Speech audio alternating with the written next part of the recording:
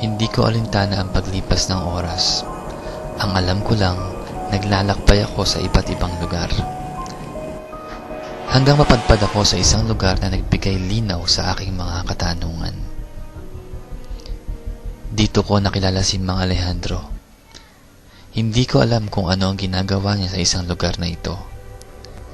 Doon ko lang nalaman na sa sementeryo pala ako dinala ng oras. Nung una, inisip ko na nasisiraan ng ulo si Alejandro dahil hindi ko maintindihan ang mga sinasabi niya. At nagtataka ako dahil Tagalog ang lengguwahe niya.